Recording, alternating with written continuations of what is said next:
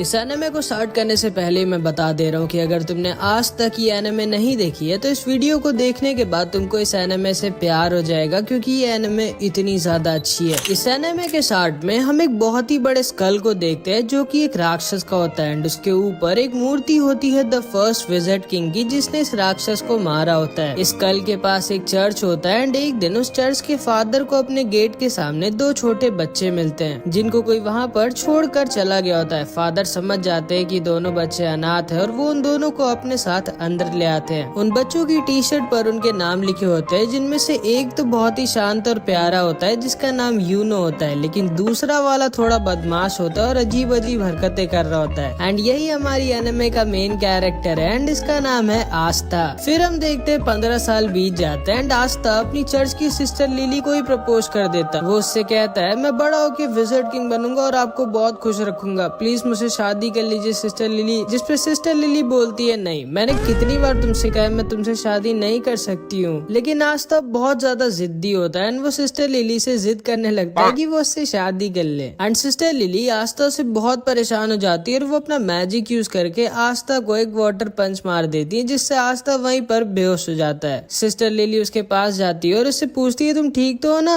And तभी वहाँ पे चर्च के कुछ और बच्चे आ जाते हैं और वो सिस्टर लिली से कहते हैं बिल्कुल सही किया आपने, जब भी आपको परेशान करे इसको एक दो वाटर पंच मार दिया करिए। लेकिन तभी आस्था दोबारा से होश में आ जाता है एंड फिर से सिस्टर लिली के पीछे पड़ जाता है। बट इस बार वहाँ पर यूनो आ जाता है एंड वो आस्था को अपने मैजिक से वहीं पर गिरा देता है। आस्था गुस्से में उठता है और उसके पास भाग के जाके कहता है आखिर तुम हर बार मेरे और सिस्टर लिली के बीच में अपनी टांग क्यों घुसाते हो। जिसपे यूनो आस्था से कहता है देखो, पहले तो तुम बहुत ज्यादा शोर मचाते हो, दूसरा तुम्हारी हाइट बहुत कम है, तीसरा तुम दिमाग से कम हो, और सिस्टर लिली इस चर्च की नन है और नन लोग शादी नहीं कर सकती, तुम्हारे दिमाग में इतना भी नहीं घुसता क्या। जिसपे आस्था बहुत गुस्सा हो जाता है और यूनो से कहता है आज 1v1 फ्री फायर में नहीं असली फाइट में मतलब। जिसपे आस्था से कहता है नहीं मुझे टाइम वेस्ट नहीं करना है तुम्हारे साथ 1v1 करके। आस्था बोलता है क्यों डर गए क्या। जिसपे बच्चा जिसका नाम मैक्स होता है ये बोलता है तुम सोच भी कैसे सकते हो कि तुम यूनो को जिंदगी में भी हरा सकते हो। आस्था मैक्स से बोलता है तुम्हारी प्रॉब्लम क्या है बच्चे, मुझसे मैं तुमसे इतना बड़ा हूँ फिर भी तुम मेरी रिस्पेक्ट क्यों नहीं करते कभी। जिसपे मैक्स बोलता है बिल्कुल भी नहीं, मैं किसी ऐसे की रिस्पेक्ट कर ही नहीं सकता जो 15 साल का होने के बाद भी मैजिक नहीं यूज कर सकता। असल में आस्था के पास बिल्कुल भी मैजिक नहीं होता, मतलब आस्था एक ऐसे वर्ल्ड में होता है जहाँ पे मैजिक से ही सब कुछ होता है बिना मैजिक के। मैक्स आस्था से कहता है तुम सोच भी कैसे सकते हो कि तुम बिना मैजिक के यूनो जैसे पावरफुल मैजिशियन को हरा सकते हो। आस्था कहता है अच्छा यूनो अगर इतना ही स्ट्रॉन्ग है तो वो ये कर सकता है क्या। एंड वो बहुत ही तेज स्पीड में क्रंचेस मारने लगता है। असल में आस्था मैजिक तो यूज कर नहीं सकता, इसलिए वो एक्सरसाइज करके अपने आप को फिजिकली बहुत स्ट्रॉन्ग बना लेता है। मैक्स आस्था से कहता है कि तुम क्रंचेस मारकर विजिट किंग नहीं बन सकते, क्योंकि विजिट किंग स्ट्रॉन्गेस्ट मैजिशियन होता है, स्ट्रॉन्गेस्ट बॉडी बिल्डर नहीं। एंड तभी यूनो अपने मैजिक से सिस्टर लिली के कपड़े सुखाने लगता है, जिसको देखने सारे बच्चे भाग के चले जाते हैं। एंड यूनो का भी सपना आस्था की तरह विजिट किंग बनने का होता है। सिस्टर लिली भी यूनो को थैंक यू कहती है उसकी हेल्प करने के लिए, जिसपे आस्था को बहुत जलन होती है एंड वो जल्दी से भाग के लकड़ियां काटने आ जाता है ताकि सिस्टर लिली उसको भी थैंक यू बोले। लेकिन इससे पहले कि वो लकड़ियां काटता है यूनो अपने मैजिक से लकड़ियां भी काट देता है। असल में इसको आस्था के सामने शो ऑफ करना थोड़ा पसंद होता है। मैक्स कहता है मुझे यकीन है अगला विजिट किंग यूनो ही बनेगा, तुम नहीं आस्था। एंड तभी वहाँ पर फादर भी आ जाते हैं एंड वहाँ आकर यूनो की तारीफ करने लगते हैं कि यूनो जरूर इस चर्च का नाम एक दिन रोशन करेगा। आस्था दुखी हो जाता है और कोने में अकेला जाकर बैठ जाता है। तभी उसके पास सिस्टर लिली आती है और उससे कहती है दुखी मत हो आस्था, थोड़े दिनों में तुम्हारी ग्रिमवॉर तुम्हें मिल जाएगी, फिर तुम भी मैजिक यूज कर पाओगे। जिसको सुनकर आस्था खुश हो जाता है और फिर से खड़ा हो जाता है और कहता है आप देखना सिस्टर लिली, मुझे इस दुनिया की बेस्ट ग्रिमवॉर मिलेगी एंड फिर मैं बहुत मेहनत करके सबसे ज्यादा स्ट्रॉन्ग बनूंगा एंड फिर एक दिन मैं विजिट किंग बनूंगा। ग्रिमवॉर असल में एक मैजिकल बुक होती है जिसमें 3 लीफ बनी होती है जो सबको 15 साल की एज पे मिलती है एंड उसको पाने के बाद लोगों का मैजिक बहुत ज्यादा बढ़ जाता है और वो मैजिकल अटैक्स भी यूज कर सकते हैं। आस्था यूनो से कहता है कि जब मुझे मेरी ग्रिमवॉर मिलेगी तब हम दोनों बचपन की तरह साथ में प्रैक्टिस करेंगे और साथ में बहुत स्ट्रॉन्ग बनेंगे। लेकिन यूनो उसे इग्नोर कर वहाँ से चला जाता है, मानो वो आस्था को अपने टक्कर का मानता ही नहीं है। जिसपे आस्था भी बहुत दुखी हो जाता है एंड वो भी वहाँ से चला जाता है। सिस्टर लिली यूनो के पास आती है और उससे कहती है तुम्हें आस्था के साथ ऐसा नहीं करना चाहिए था। जिसपे यूनो कहता है आस्था मेरे रहते कभी भी कभी विजिट किंग नहीं बन सकता। सिस्टर लिली को लगता है कि आस्था क्योंकि बहुत दुखी होके गया है तो वो मे भी कहीं पर चुपचाप जाके रो रहा होगा, लेकिन हमारा आस्था रोता वोता नहीं है। वो यहाँ पर ट्रेनिंग कर रहा होता है और ज्यादा स्ट्रॉन्ग होने के लिए एंड अपने विजिट किंग बनने के सपने को सच करने के लिए। थोड़े दिनों बाद आस्था, यूनो और बहुत सारे बच्चे जो 15 साल के हो गए थे वो सब ग्रिमवॉर टावर जाते हैं अपनी अपनी ग्रिमवॉर लेने। आस्था बहुत ज्यादा एक्साइटेड होता है क्योंकि अब वो फाइनली मैजिक यूज कर पाएगा एंड यूनो को टक्कर दे पाएगा। वहाँ पे दो नोबल फैमिलीज के भी बच्चे आए होते हैं जो आस्था और यूनो का मजाक उड़ा रहे होते हैं क्योंकि वो लोग गरीब होते हैं। तभी वहाँ पर उस ग्रिमवॉर टावर का मास्टर आ जाता है एंड सारे लोगों का वेलकम करता है। आस्था बहुत ज्यादा एक्साइटेड और खुश होता है। फिर ये मास्टर एक मैजिकल स्पेल बोलता है और सारे लोगों के पास अपने आप उनकी ग्रिमवॉर उड़कर जाने लगती है। सारे लोग अपनी अपनी ग्रिमवॉर पाकर बहुत खुश होते हैं, लेकिन आस्था के पास कोई भी ग्रिमवॉर नहीं आती। आस्था बोलता है मेरी ग्रिमवॉर लेट हो गई क्या, मेरी ग्रिमवॉर कहाँ है? जिसपे सारे के सारे लोग उस पर हंसने लगते हैं एंड उसका मजाक बनाने लगते हैं। लेकिन तभी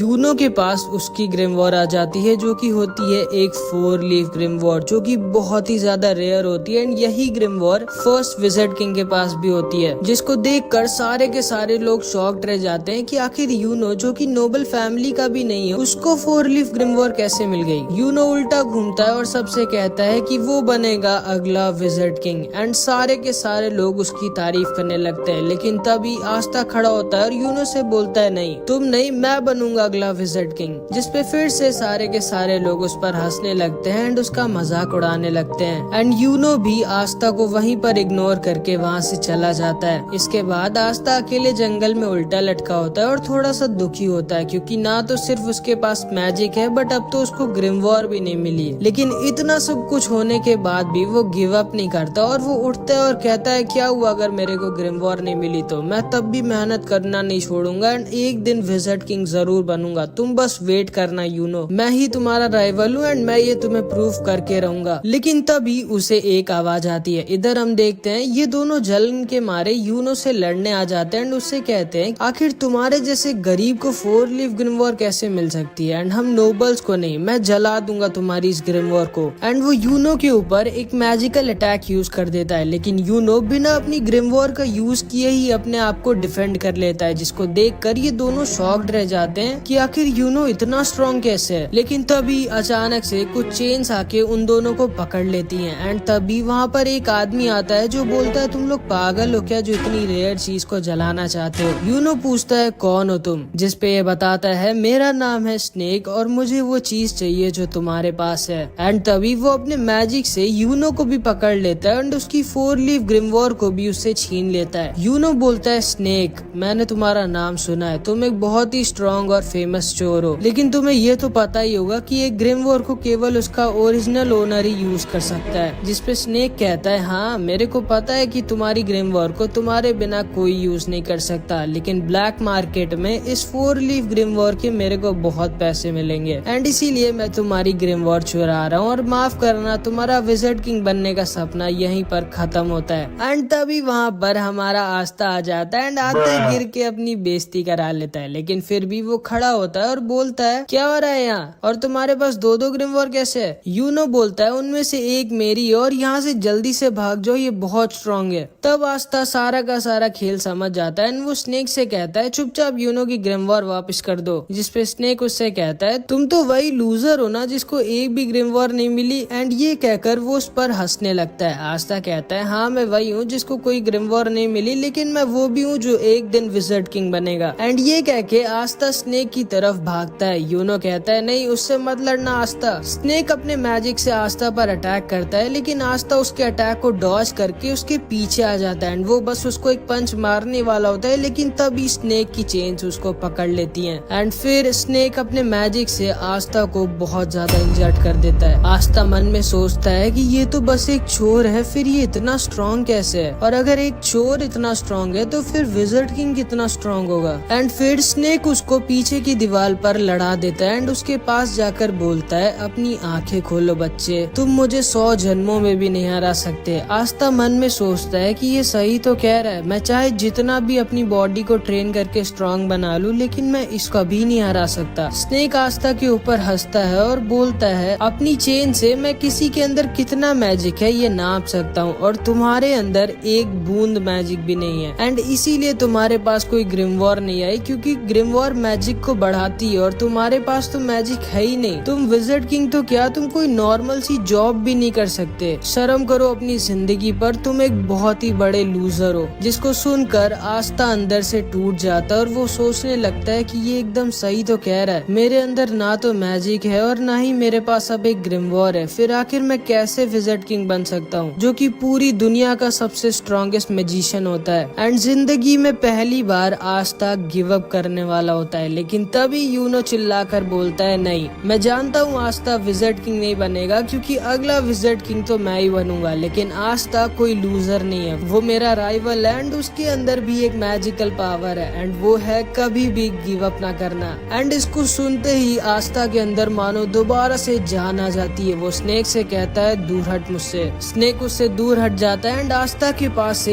एक अजीब सी एनर्जी आने लगती है। आस्था यूनो से कहता है, चिंता मत करो यूनो, मैं इस आदमी को तुम्हारी ग्रिमवॉर नहीं ले जाने दूंगा, चाहे उसके लिए मुझे मरना ही क्यों ना पड़े। एंड तभी आस्था के पास उसकी खुद की ग्रिमवॉर उड़कर आ जाती है, जो कि कोई नॉर्मल ग्रिमवॉर नहीं बल्कि एक 5 लीफ ग्रिमवॉर होती है, जो पूरी की पूरी दुनिया में सिर्फ एक ही है, मतलब यूनो से भी ज्यादा रेयर ग्रिमवॉर। दुनिया में 3 तरह की ग्रिमवॉर्स होती हैं। 3 लीफ ग्रिमवॉर जिसमें मैजिकल पावर्स होती है एंड ये बहुत कॉमन होती है। 4 लीफ ग्रिमवॉर जो कि बहुत रेयर होती है एंड इसमें मैजिकल पावर्स के साथ गुड लक भी होता है। एंड लास्ट में है 5 लीफ ग्रिमवॉर जो कि पूरी दुनिया में सिर्फ एक ही है एंड इसके अंदर एक डीमन होता है। एंड आस्था को फाइनली उसकी 5 लीफ ग्रिमवॉर मिल जाती है। यूनो आस्था को देखकर स्माइल करता है और बोलता है, मुझे पता था आस्था, तुम वो जो इम्पॉसिबल को भी पॉसिबल कर सकता है, जैसे तुमने बचपन में किया था। एंड फिर हम इन दोनों का बचपन देखते हैं कि कैसे यूनो स्टार्टिंग में बहुत ही रोथड़ू था और छोटी छोटी बात पर रोता रहता था एंड आस्था स्टार्टिंग से ही उसकी मदद करता रहता था और एकदम उसके बड़े भाई की तरह उसको प्रोटेक्ट करता था। फिर एक दिन बचपन में सिस्टर लिली आस्था और यूनो को पहले विज़र्ड किंग की स्टोरी सुनाती है कि कैसे एक बार पूरी दुनिया पर एक बहुत ही बड़े और ताकतवर राक्षस ने हमला कर दिया था और हर जगह तबाही मचा दी थी। हर तरफ बस दुख ही दुख फैल गया था, लेकिन तभी अचानक से एक लड़का वहाँ आ जाता है और उन सबको बचा लेता है एंड उसके पास एक 4 लीफ ग्रिमवॉर होती है एंड उसकी और उस राक्षस की बहुत दिनों तक लड़ाई होती है, लेकिन आखिरी में वो लड़का उस राक्षस को हरा देता है और दोबारा से दुनिया में सुख और शांति ले आता है एंड वही बनता है फर्स्ट विज़र्ड किंग, पूरी दुनिया का सबसे स्ट्रॉन्गेस्ट मैजिशियन। एंड इसी स्टोरी को सुनने के बाद आस्था और यूनो डिसाइड करते हैं कि वो दोनों भी बड़े होकर विज़र्ड किंग बनेंगे। शाम को फादर आकर यूनो को एक लेटर देते हैं और उससे कहते हैं उस लेटर को विलेज के बाहर एक आदमी तक पहुंचाने के लिए। आस्था कहता है, लो मैं चला जाता हूँ, लेकिन यूनो उसे मना कर देता है और कहता है नहीं, वो अकेला जाएगा। यूनो अकेला उस आदमी के पास पहुंच जाता है और उसे वो लेटर दे देता है। काफी रात हो चुकी होती है और आस्था को यूनो की चिंता होने लगती है एंड फिर वापस लौटते वक्त यूनो को एक बड़ा सा आदमी घेर लेता है और वो उसका पेंडेंट उससे जबरदस्ती छीन लेता है। यूनो उससे कहता है, प्लीज मुझे वो वापस कर दो, वो मेरे पेरेंट्स की आखिरी निशानी है। जिस पे हंसता और बोलता है, चुपचाप यहाँ से भाग जाओ बच्चे, वरना मुझे तुम्हें जान से मारना पड़ेगा। जिसको सुनकर यूनो डर जाता है और रोने लगता है और सोचता है कि अब वो कुछ नहीं कर सकता, लेकिन तभी वहाँ पर आस्था आ जाता है एंड उस आदमी को पकड़ लेता है। यह आदमी आस्था को मारकर दूर फेंक देता है, लेकिन आस्था फिर से जाकर उसको पकड़ लेता है और जोर जोर से चिल्ला रहा होता है। यूनो बस आस्था को देख रहा होता है और सोच रहा होता है कि आखिर जब आस्था जानता है कि वो इस आदमी को नहीं हरा सकता, फिर वो लड़ क्यों रहा इससे। आस्था को ये आदमी बहुत ज्यादा इंजर्ड कर देता है, लेकिन फिर भी आस्था गिव अप नहीं करता और उसको पकड़े रहता है और जोर जोर से चिल्ला रहा होता है कि यूनो का पेंडेंट वापस कर। ये आदमी समझ जाता है कि ये बच्चा कोई नॉर्मल बच्चा नहीं है एंड वो उस पेंडेंट को वहीं पर छोड़कर चला जाता है एंड आस्था वहीं पर गिर जाता है। यूनो उसके पास आकर रोते हुए बोलता है, मुझे माफ करना, मेरी वजह से तुम्हें इतनी मार पड़ी। जिस पे आस्था उससे कहता है, तुम चिंता मत करो, मैं हमेशा तुम्हारे साथ रहूंगा और तुम्हें प्रोटेक्ट करूंगा एंड एक दिन मैं बनूंगा विज़र्ड किंग और तुम्हें और चर्च के सारे लोगों को खुश और सेफ रखूंगा। और इधर हम देखते हैं आस्था की ग्रिमवॉर से एक अजीब सी तलवार निकलती है और स्नेक बोलता है, अचानक से तुम्हारे पास एक ग्रिमवॉर कहाँ से आ गई, ये क्या हो रहा है। एंड वो आस्था के ऊपर दोबारा से अटैक कर देता है, लेकिन आस्था अपनी स्वॉर्ड यूज करता है एंड स्नेक की मैजिकल चेंज गायब हो जाती है। स्नेक बोलता है कि ये कैसे किया तुमने, आखिर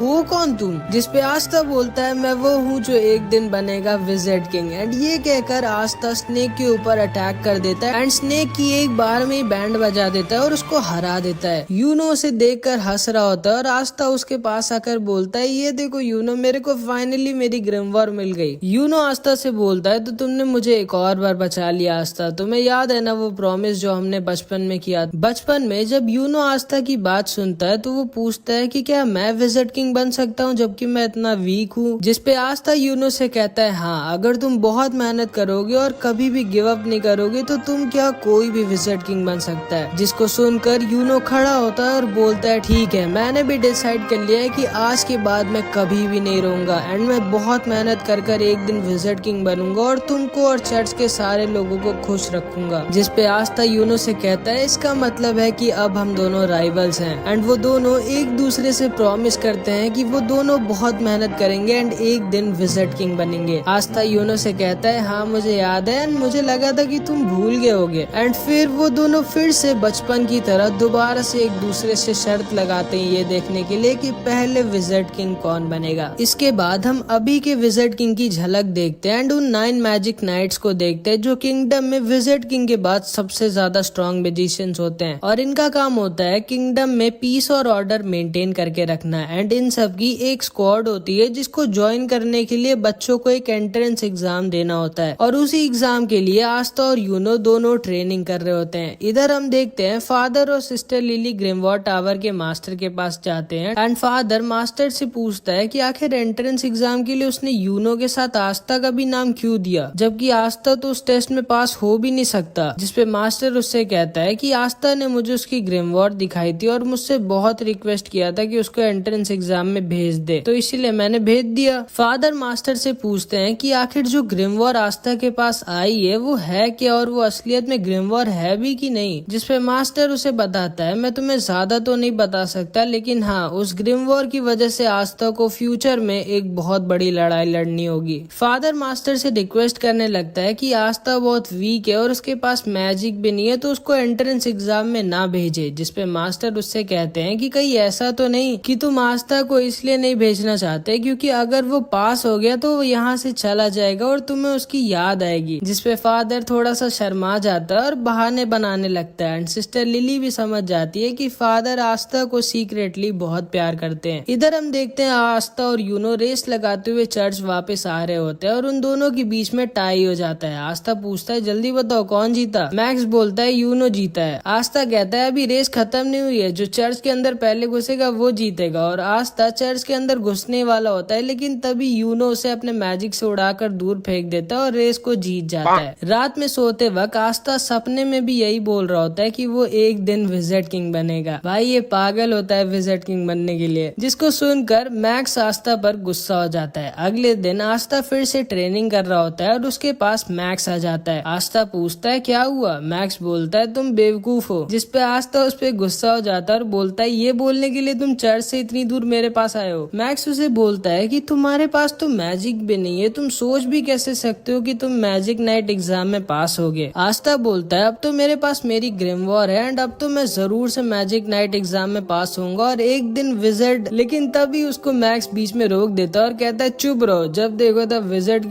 किंग। तुम क्यों नहीं समझते कि हमारे जैसे गरीब और वीक लोगों के सपने पूरे नहीं होते। जिसपे आस्था उसके पास आता है और उससे चिल्लाकर बोलता है, जरूर होते हैं। अगर तुम सपनों को पूरी दिल से चाहो और उसके लिए पूरी जान लगाकर मेहनत करो तो तुम्हारा जो भी सपना हो वो जरूर पूरा होगा। एंड जिंदगी में पहली बार मैक्स को समझ में आता है कि आस्था इतना बड़ा भी लूजर नहीं है। रात में फादर बहुत अच्छा खाना बनवाते हैं क्योंकि कल आस्था और यूनो एंट्रेंस एग्जाम के लिए जाने वाले होते हैं। आस्था बहुत खुश होता है और फादर आस्था को अपने पास बुलाकर उससे कहते हैं, देखो आस्था, अगर तुम फेल हो जाओ तब भी ज्यादा दुखी मत होना, चुपचाप घर वापस आ जाना, हम लोग हमेशा तुम्हारे साथ हैं। एंड आस्था कहता है, यही चीज आप यूनो को भी कहोगे ना कि सिर्फ मुझसे ही कह रहे हो। जिसपे फादर उससे कुछ भी नहीं कहते क्योंकि उन्हें पता होता है यूनो तो आसानी से पास हो जाएगा, बस आस्था की थोड़ी दिक्कत है। आस्था फादर से कहता है, आप चिंता मत करो, मैं जरूर से इस मैजिक नाइट एग्जाम को पास करूंगा और उसके बाद मैं बनूंगा विजिट किंग और वापस आकर सिस्टर लिली से शादी करूंगा। लेकिन तभी सिस्टर लिली उसको अपने वाटर पंच से चुप करा देती है। अगले दिन आस्था और यूनो अपनी जर्नी पर निकलने वाले होते हैं। सारे लोग उनको बेस्ट ऑफ लक और बाय बाय बोलते हैं। मैक्स बोलता है, आस्था को बाय कहने की जरूरत नहीं है, वो जल्दी वापस आ जाएगी। जाएगा। लेकिन हाँ, अगर तुम किसी तरह पास हो गए आस्था तो मैं मान जाऊंगा कि हम जैसे लोग भी ड्रीम्स देख सकते हैं। एंड फिर मैं भी मैजिक नाइट बनने के लिए मेहनत करूंगा। जिस पे आस्था उससे कहता है फिर तैयार हो जाओ मेहनत करने के लिए। एंड फिर आस्था और यूनो निकल जाते हैं अपने मंजिल की तरफ। सिस्टर लिली भी आस्था के जाने पर थोड़ी दुखी होती है। एंड आस्था और यूनो बहुत ही लंबे सफर के बाद फाइनली पहुंच जाते हैं अपने मैजिक नाइट एंट्रेंस एग्जाम की जगह पर। अब कौन पास हुआ और कौन फेल हुआ ये हम नेक्स्ट पार्ट में देखेंगे। इस पार्ट में इतना ही। इस एनिमे